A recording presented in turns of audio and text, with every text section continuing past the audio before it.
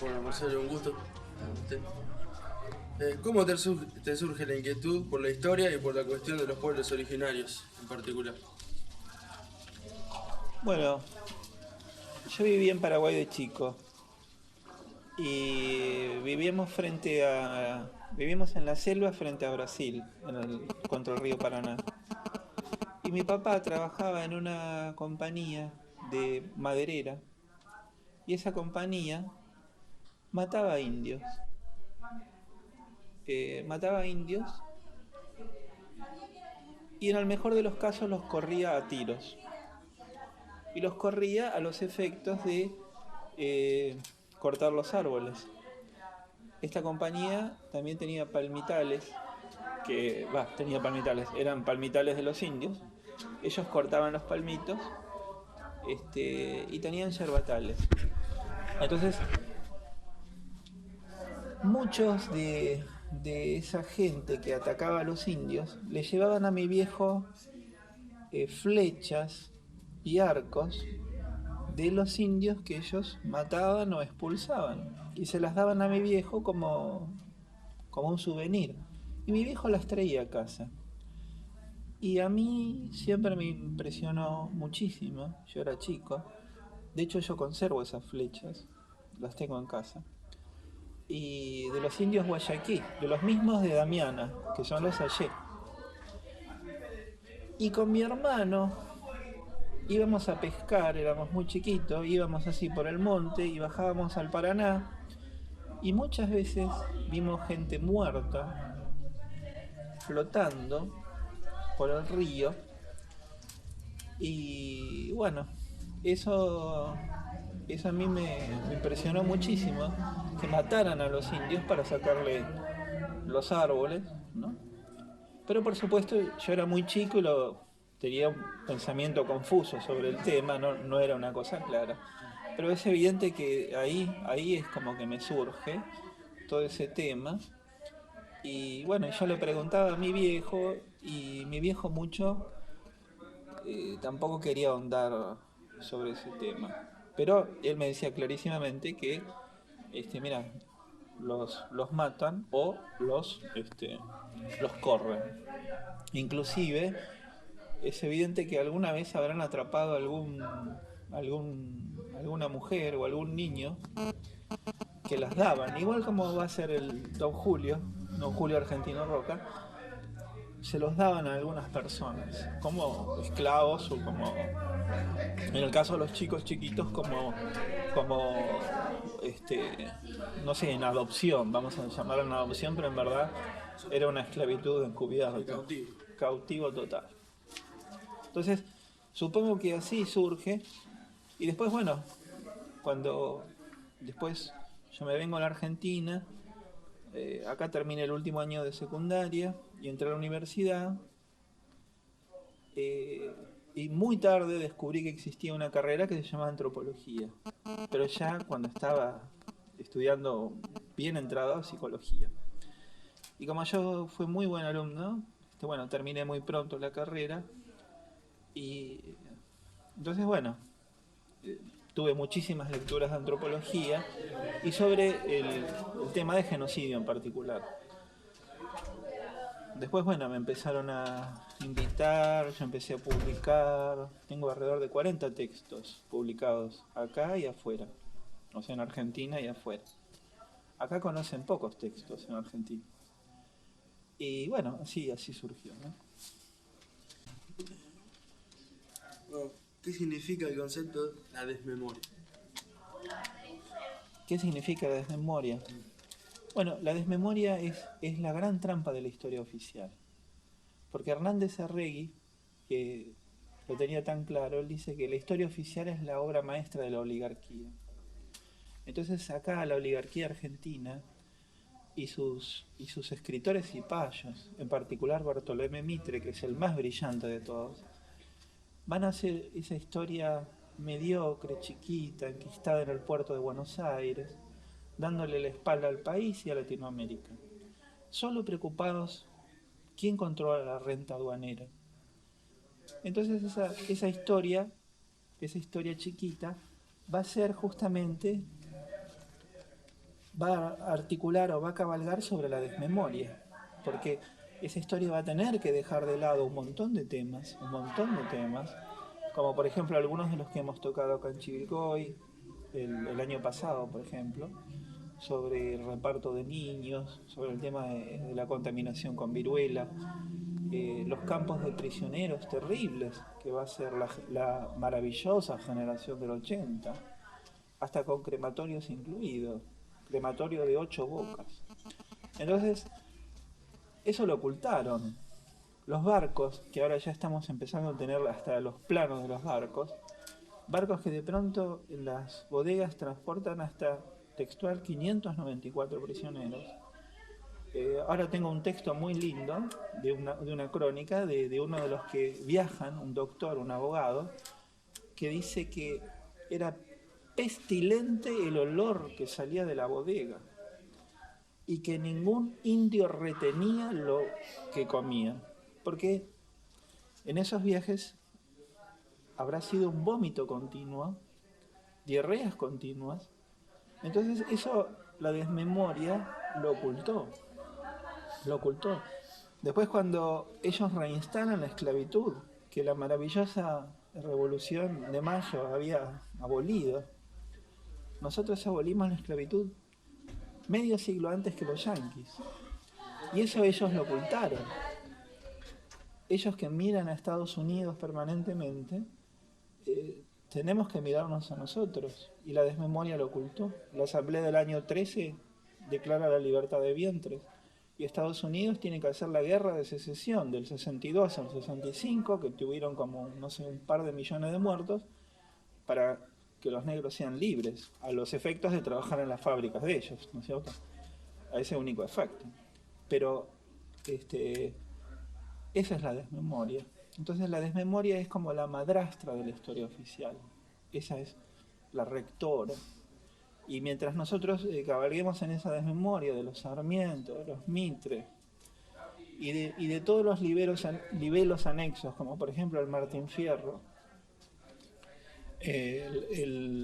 la cautiva de Echeverría, que son todos textos gravísimos. El Martín Fierro porque, bueno, es un compendio racista contra indios, contra negros, porque el famoso vaca yendo gente al baile, y después el gaucho Martín Fierro, que es nuestro héroe nacional, va y mata al negro que defiende el honor de su mujer, ¿cierto? Entonces, ¿y ese es nuestro héroe? Bueno, entonces eso hay que sacarlo de los colegios o enseñarlo bien. Y lo mismo con la patética, ese libelo de Echeverría, que el único mérito que tiene es que es una novelita corta encima, muy primera de las letras argentinas, y que solo por eso ingresa. Pero es patético el papel de la mujer,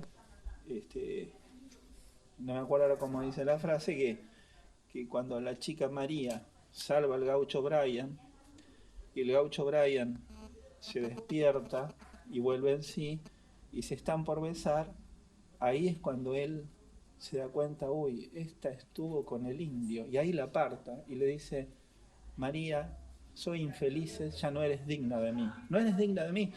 Y la María lo acaba de salvar y se lo llevó kilómetros y se lo sacó de la toldería.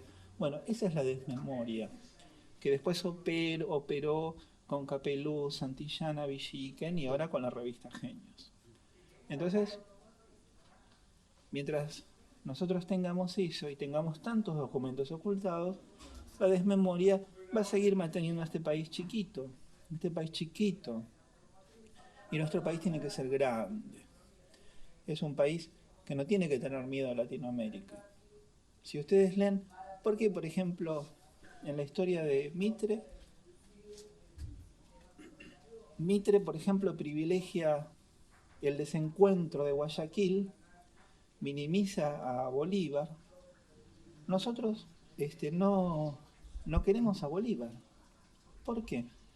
Porque le tenemos celos, porque bueno, es como que él se quedó con los ejércitos libertadores, San Martín quedó en un segundo plano, y eso al ego argentino no, de Mitre, en verdad. Pero si no estuviera la desmemoria, uno diría, ¿qué era lo que querían estos dos personajes? la libertad de América. Entonces ellos la lograron. Pero esa historia chiquita de Mitre privilegia a Guayaquil, lo pone a Bolívar en papel de un ególatra, y San Martín lo pone como un individuo vacilante, que no sabe qué hacer, no derramaré sangre de hermanos, y se va a Europa. ¿Por qué, por ejemplo, Belgrano, o Castelli, o Moreno, lo tienen un papel más privilegiado? Habría que preguntarse por qué en la historia que Mitre escribe sobre Belgrano, mira, jamás leí una biografía donde el objeto de estudio de la biografía está menospreciado como a Belgrano. Él es el que habla sobre la voz aflautada de Belgrano. Él es el que en todo el capítulo 29 de la historia de Belgrano, que se llama El Inca, se dedica todo el capítulo a burlarse de Belgrano, sobre la monarquía incaica, el rey enojota sacado de una choza. Bueno, es patético ese capítulo. Yo nunca vi una biografía donde el héroe de la biografía es tomado como un tarado, ¿cierto? ¿Todo por qué? Porque a Belgrano se le ocurrió, como dice Mitre, ocurrió. Es una ocurrencia, no una idea, que es muy distinto, idea de ocurrencia. Y Mitre dice la ocurrencia de tener un rey incaico. Un rey incaico. Y no era ninguna ocurrencia, era como cuando Castelli hace el 25 de mayo de 1811 en Tiahuanaco. ¿Por qué lo hace en Tiahuanaco? Nuestra revolución tenía un año, estaba huérfano de historia. Y él busca Tiahuanaco, que se consideraba tan milenaria, tan honda en las raíces americanas, y se va a Tiahuanaco y ahí hace el 25 de mayo de 1811. Ahí celebra el aniversario de la revolución. Entonces, el historiador José María Rosas, un tipo que es racista, que no quiere a los indígenas para nada, dice que todos los indígenas que concurrieron al acto de Castelli en Tiahuanaco fueron al único objeto de tomar chicha.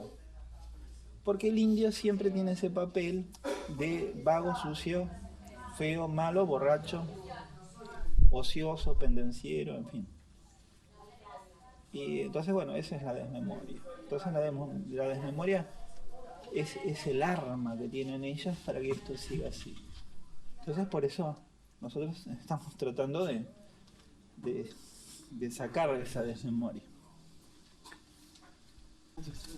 ¿Cuáles son los sucesos que te chocan con respecto al accionar del Estado Nacional sobre los pueblos originarios? Voy a decir uno que engloba mucho. Por ejemplo, cuando el año pasado, a principios del año pasado y fines del 2010, en Formosa, el gobernador Gildo Infran, que está hace 24 años en el gobierno,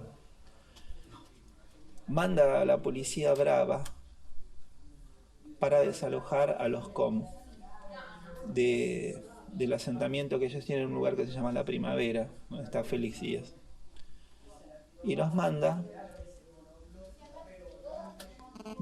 y van a ser tan brutales, les van a quemar esas miserables chozas, les van a quemar los DNI, que es muy interesante eso, muy interesante porque eso es la invisibilidad.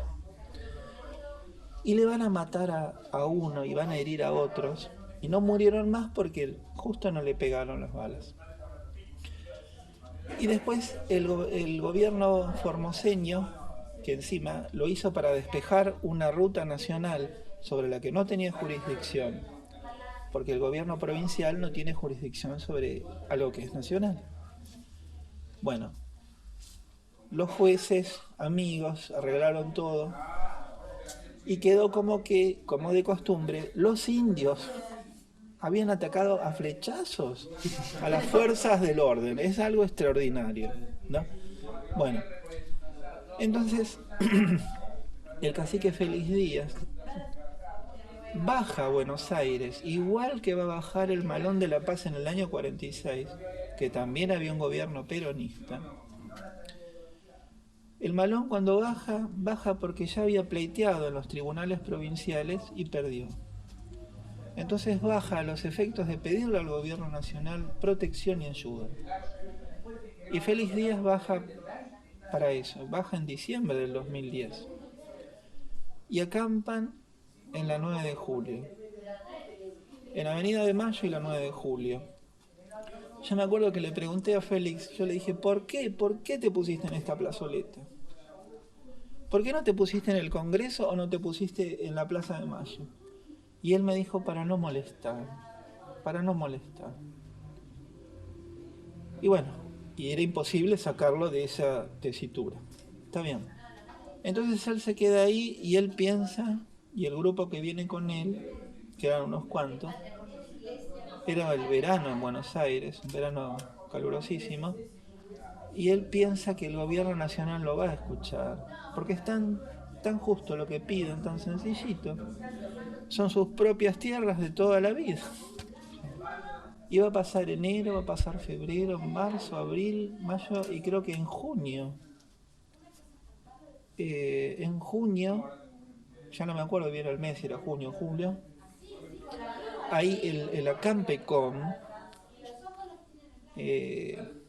termina mal, porque le hacen promesas, le vinieron haciendo promesas al gobierno nacional, en particular el ministro Randazzo, promesas que no se cumplió ninguna, y lo convencen de abandonar el sitio, igual como cuando al Malón de la Paz le decían que se vayan del Hotel de los Inmigrantes y que le iban a mandar los títulos de propiedad por correo.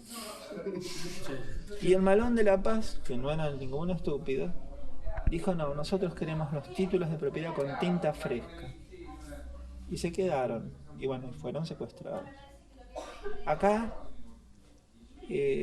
mira que yo iba todas las semanas a la Campe, incluso había trasladado a la cátedra a la Campe, y a veces iba hasta 2 veces por semana, y bueno, dábamos charlas, seminarios, hasta obras de teatro hicimos. Y llegó un momento en que era muy interesante porque los automovilistas, que en Buenos Aires son todos nerviosos, cuando de pronto se decidió cortar la 9 de julio, muchísimos automovilistas con el embotellamiento terrible que eso causaba, saludaban, tocaban bocina. Muchas veces yo fui en taxi hasta la Campe y no le decía al taxista que yo iba a la Campe, y los taxistas decían, ¿dónde están esos pobres indios? Había como un sentimiento en la ciudad de que lo que pedían era justo. Y el gobierno nacional, para no tener conflictos con el gobierno provincial, prefirió mirar para otro lado. Sí sabemos que el gobierno nacional extraoficialmente trató con Infran, pero Infran se mantuvo inflexible. La provincia es mía. Y el gobierno nacional lo aceptó. Finalmente ellos volvieron a la Primavera, a la colonia La Primavera, y la cosa sigue tal cual. Inclusive creo que no hay día donde no me llega un mail desde allá, donde dicen que hubo tiroteos en la noche, que hubo autos que los apuraron, al chico de Félix Díaz le han tirado tiros que no le pegaron, pero esa cosa de amedrentar, de aterrorizar, el miedo. Y el miedo trabaja con la desmemoria, ¿no es cierto? El miedo ayuda a la desmemoria. Entonces, bueno, eso es una cosa que el gobierno nacional hace mal, está haciendo mal las cosas con los pueblos originarios. De hecho, cuando vino el relator especial para las Naciones Unidas, James Anaya, bueno, yo di mi testimonio, que fue negativo para el gobierno nacional. Así que yo no sé quién asesora allí, pero hay, hay muchas cosas que, por ejemplo, cuando fue la marcha de los pueblos originarios en el 2010, que incluso Fiti vino, fue más bien un show. Fue un show que no dejó nada en concreto. Nada en concreto. Solo Buenos Aires vio como una cosa así folclórica, que de pronto bajó y llegó a la Plaza de Mayo, pero no tuvo ningún tipo de resultado positivo.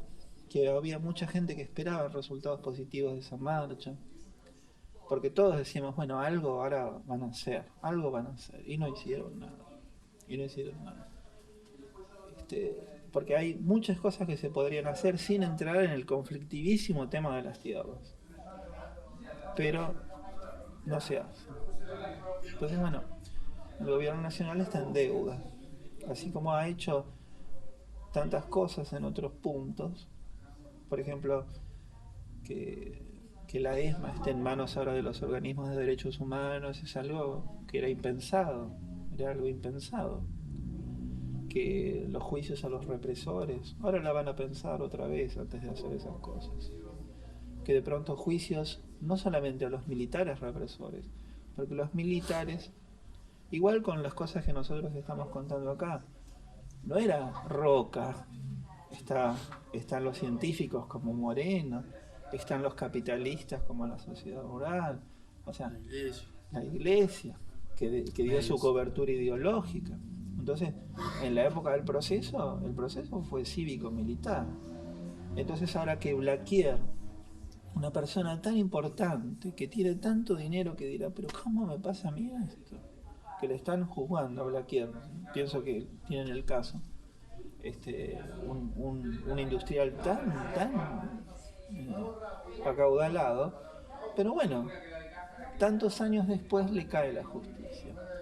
Entonces, bueno, frente a esas cosas positivas del gobierno que no se le pueden quitar, con el tema de los pueblos originarios es una deuda pendiente, muy pendiente. ¿En qué consiste la convocatoria Chau Roca? Bueno, la convocatoria esta se inicia con Osvaldo Bayer, que ya en la década del 60 le empieza con Friedrich Rauch, el militar prusiano que contrata a Rivadavia, ¿no? Que el decreto dice para exterminar a la raza carnicera de los ranqueles. Y después, bueno, se empieza con la figura del general Roca, una figura que no puede ser que tenga este individuo mayor cantidad de calles, monumentos y plazas que San Martín, por ejemplo. ¿Por qué? ¿Cómo puede ser? Eso nos tiene que llevar a la reflexión, y la reflexión es sencilla. ¿Por qué San Martín no tiene tantas calles, ni plazas, ni nada? Porque no entregó 42 millones de hectáreas. Fue un pobre militar que después se va, después de luchar y combatir valientemente. En cambio Roca, una persona astutísima, que no en vano le decían el zorro, que entrega esas tierras a la gente que sigue más o menos teniendo la manija del país, todos esos apellidos ilustres de la sociedad rural que siguen estando. Entonces, esa convocatoria intenta desmonumentar al general Roca, que lo estamos logrando en muchos lugares, en muchos lugares está en proceso, en otros lugares quizás no se logre por ahora, pero ya hay grupos que lo están intentando hacer. Entonces, desmonumentar al general Roca es mucho más que el tema de Roca, porque está mucho más allá del Roca físico. Es lo que Roca representa. Y Roca, no hay que olvidarse que él no es que simplemente fue un genocida de indígenas. Él era la persona, su gobierno, sus dos gobiernos. No hay que olvidarse que el segundo gobierno es cuando en 1902 su ministro Miguel Cané redacta, a pedido del general, y de la sociedad industrial argentina la famosa ley 4144, la ley de residencia, para expulsar a los extranjeros de ideas disolventes. ¿Cuáles eran las ideas disolventes de los extranjeros? Pedir 8 horas de trabajo, en vez de hombrear bolsas de 120 kilos que sean de 70 u 80.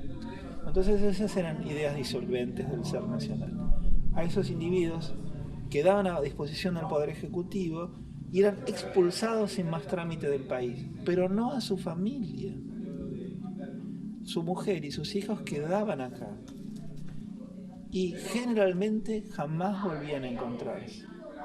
Entonces,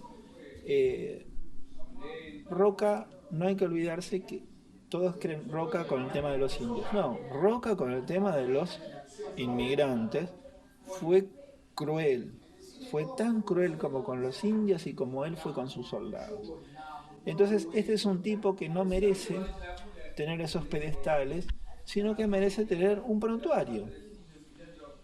Y el desmonumentar a Roca o el Chau Roca es parte de ese esfuerzo en sentido prontuario para que el general baje al fango, a donde pertenece, y que pongamos en su sitio gente que sí merece estar ahí. Por ejemplo, se está cambiando Roca por pueblos originarios, en algunos otros casos han puesto otros nombres, pero directamente él no puede estar, porque no lo merece, no lo merece. No hubo ninguna conquista del desierto, hubo una construcción del desierto. Entonces él no merece estar donde está. Y eso es la campaña Chau Roca.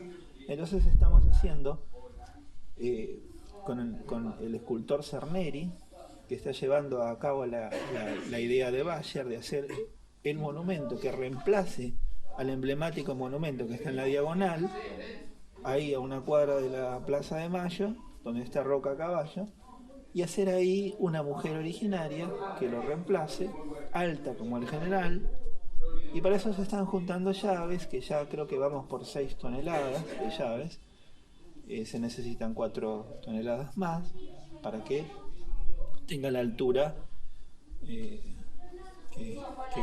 uno espera, que sea una estatua potente, poderosa, igual de poderosa que el general Roca. El Chau Roca de ninguna manera quiere romper ninguna chapa que diga Roca, no quiere romper ningún monumento, ni dañar ningún bronce. Simplemente nosotros lo queremos sacar y que la estatua se vaya a la estancia de los descendientes de Roca o a la ESMA, que también hay una idea de llevarla a la ESMA, la estatua de un genocida que está en la ESMA, que es un lindo lugar para un genocida. Yo quería preguntar, los municipios que se niegan a sacar el nombre de Roca, los concejales, los intendentes, ¿por qué no se atreven? ¿Qué argumentos tienen? ¿O qué argumentos Te alegra. Mira, te voy a contar el caso de Saladillo. Ahí se llegó a la votación en el Consejo Deliberante. Ahí también me habían invitado, fuimos, hablamos a los concejales.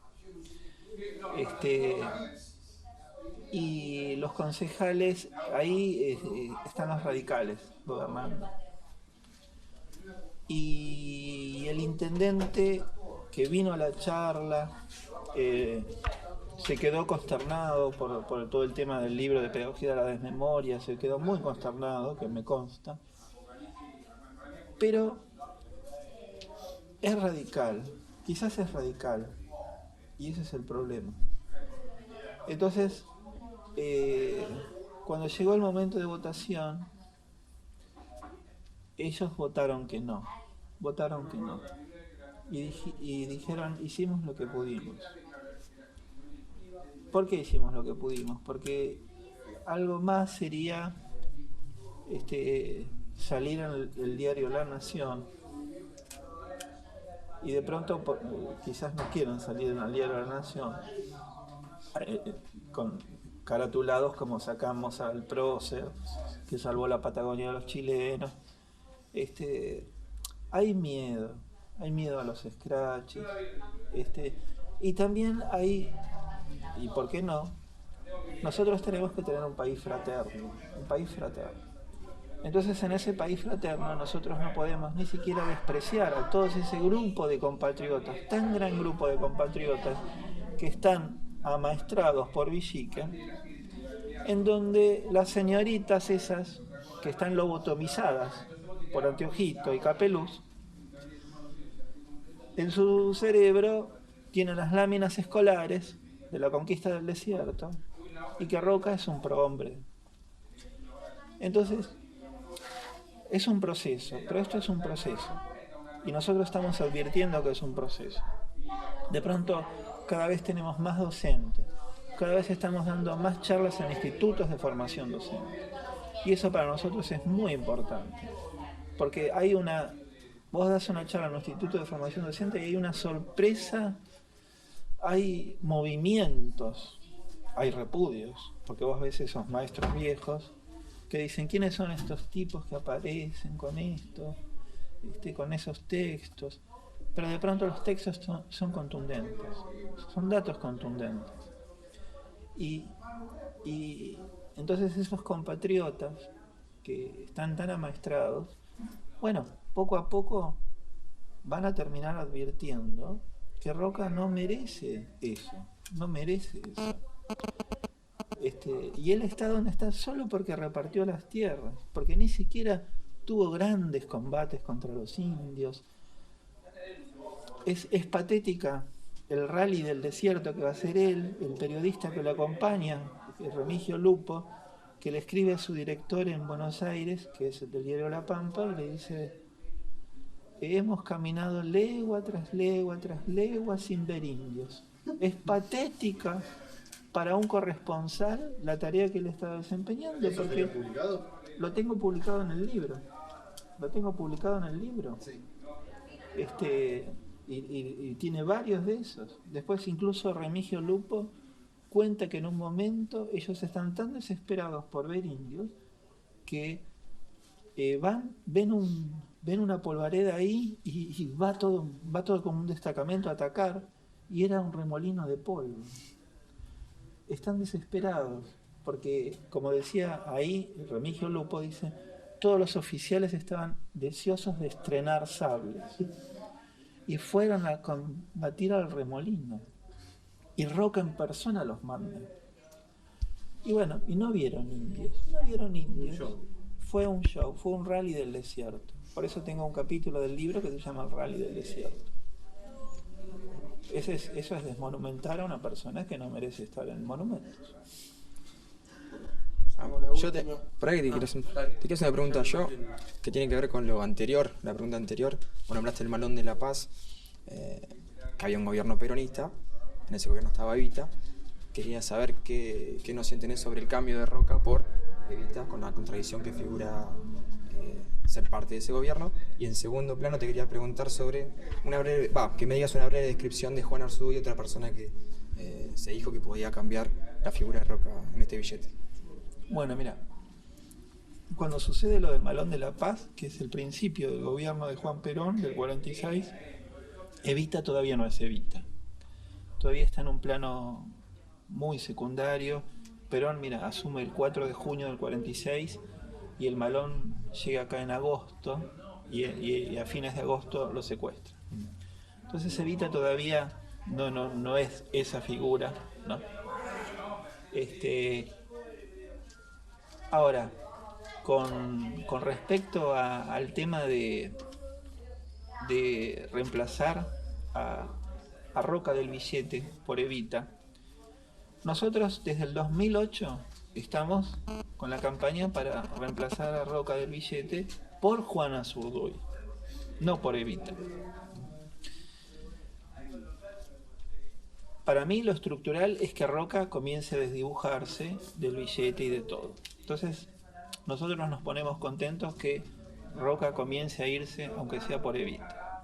Pero no nos parece correcto que el gobierno ponga a Evita, porque primero es una figura muy cercana, y es una figura que se presta a manipulaciones políticas y a que otros sectores políticos la rechacen solo porque la pone ese sector político, aunque estén de acuerdo en que el general se vaya, ¿no es cierto? Sí, sí. Entonces, si nosotros estábamos poniendo a una mujer alto peruana, porque que sea alto peruana, eso ya va a indicar que nosotros estamos por la patria fraterna, por esa patria grande, ¿no?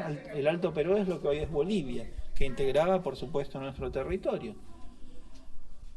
Y esta mujer, que es una mujer indígena, es una mujer guerrillera, es una mujer que ella enterró con sus propias manos a sus 4 hijos que mueren a raíz de los combates.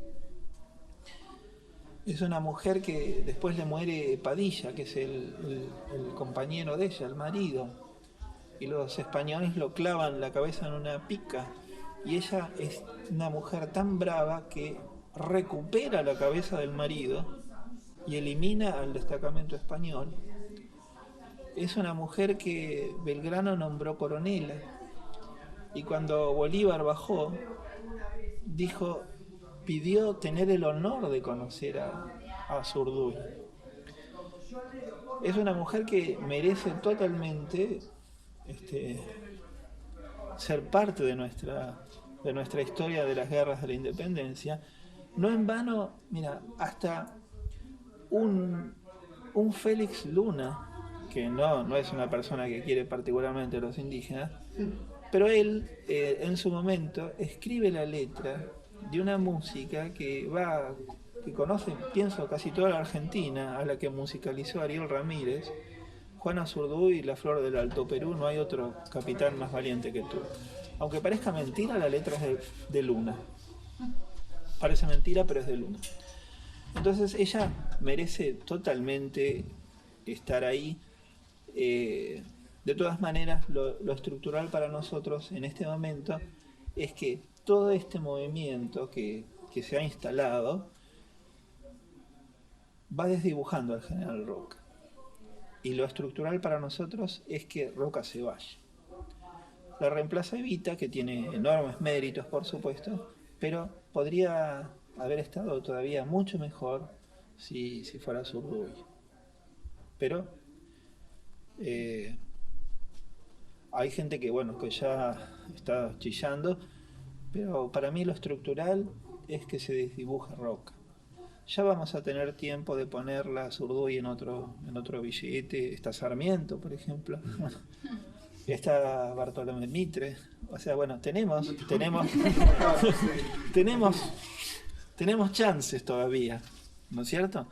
Y bueno, si se va el general Roca, es una alegría, y nosotros no queremos criticar por criticar, diciendo, ay no, bueno, no. Es un avance. A mí me han entrevistado periodistas diciendo, ¿usted qué opina que la presidenta dijo no voy a opinar sobre este tema que es polémico, qué sé yo? La presidenta en un mensaje de ese estilo no tiene por qué hacer de historiadora,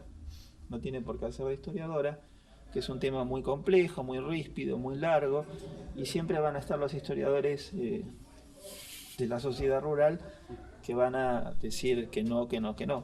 Entonces, lo importante es que Roca se empiece a ir, se está yendo de Argentina, está cayendo de las calles, se está yendo de los monumentos y ahora se está yendo del billete. Es un avance, nosotros lo tomamos como avance. Y esta tiene que ver un poco con la utopía y lo que vos tenés como utopía y tus sueños, que hablaste un poco ya. Bueno, ¿qué esperás de los jóvenes de hoy y las próximas generaciones con respecto a los pueblos originarios y su cultura? ¿Cuál es tu deseo, tu sueño? No, bueno, yo espero que, por ejemplo, así como ustedes ahora están encarando esta revista, que de pronto es una herramienta muy interesante, que esa revista, tanto en papel o que la hagan digital, bueno, ustedes no saben a dónde va a ir, no saben quién la va a leer. Y de pronto va a ser una herramienta, y sobre todo la herramienta empieza por ustedes, porque bueno, es una toma de conciencia y una toma de compromiso importante para ustedes, Después van a tener todos los problemas complejos de lo que implica la revista, distribución, todas las amarguras y todo lo que va a venir. Pero en todas partes hay chicos como ustedes que están entusiasmados por otro país. Y ese país no es solo un país para los pueblos originarios, ese es un país para todos. Porque acá el truco es la inclusión. Un país inclusivo. Si no, vamos a seguir con este país desmemoriado, el país para pocos, el país que nos acostumbró, por lo menos en Buenos Aires, a ver a la gente buscando comida en la basura, con los chicos. Yo a veces voy con mi nena y hay familias de cartoneros que van con sus hijos a cartonear y los nenes de pronto buscan trozos de juguetes. Y a veces con mi nena hablamos y yo la escucho a ver lo que ella reflexiona y ella dice, ay, mira, encontraron, no sé, que mira lo que encontraron, este jueguito, no sé qué. Y ese es un país que no sirve. Ese país de la gente que busca comida en la basura, con nenes que están a la noche. Por ejemplo, ahora con estos días así están cartoneando. Miles de personas. Que de pronto, la nena hace poco me dijo también, mira, ese señor que está, parece un caballo. Porque iba con el carro, estirándolo de una manera ya tan inclinado por el peso, que tenía el arnés acá y parecía un caballo. Y las personas no tienen que parecer caballos en un país normal, tienen que parecer personas. Entonces, si chicos como ustedes y como tantos otros que están en tantos lados, encaran esto, otros chicos como ustedes los van a por ahí imitar o por lo menos escuchar. Porque ustedes van a tener un lenguaje más llano, más directo, un lenguaje generacional, ya por una cuestión generacional. Entonces, yo espero que, pero no como dicen, ay, los jóvenes son el futuro. Yo no creo que el futuro es ahora. Ahora, yo no quiero esperar. No quiero esperar que vos tengas 50 años. Ahora es el futuro. Porque ahora están estos cartoneando. Entonces no podemos esperar porque a mí también me dijeron que ya era el futuro y a los otros le dijeron que era el futuro y eso es un cuento. El futuro es ahora. Entonces, y si hay una cosa que caracteriza a los chicos es que saben que el futuro es ahora. Saben que el futuro es ahora. Entonces, y bueno, y uno trabaja para ese futuro. Y cuando de pronto yo veo chicos en tantos lugares, ahora por ejemplo, los que me están invitando por ejemplo, ahora cuando estuvimos en la Cámara de Diputados hablando, habían un montón de chicos ahí entre los diputados. Entonces, bueno, eso entusiasma. En la gente del Chau Roca, del Monumento a la Mujer Originaria, hay un montón de chicos que están juntando llaves, montones de chicos que van, que vienen con los recipientes, y son todos trabajos, por supuesto, ad honorem, eso ni vale la pena aclarar, ¿no es cierto? Es como ustedes, no creo que vayan a ganar tanta plata con la revista, ¿no? Entonces, bueno, esa es la utopía, ¿no? Es la utopía, y la utopía y América es la utopía, y nosotros somos americanos, y por eso yo pienso, y estoy convencido que por eso vamos a ganar, y por eso la historia está cambiando. Ustedes piensen que, por ejemplo, en Bolivia, lo mismo en México, hasta la década del 50, los indígenas, por ejemplo, no podían caminar en la vereda del centro. Tenían que ir por la calle, como los animales. Ahora caminan por la vereda. Entonces, bueno, yo siempre cito a Mario Benedetti que dice, es lento pero viene. Y está viniendo. Y ustedes lo van a hacer que llegue. Muchas gracias. Vamos a sacar una foto porque... Sí, por favor, avancé todos allá y... Sí. Nuestra lucha es por la vida y el mal gobierno oferta muerte como futuro. la justicia y el mal gobierno se llena de criminales y asesinos. Nuestra lucha es por la paz y el mal gobierno anuncia guerra y destrucción. Techo, tierra, trabajo, pan.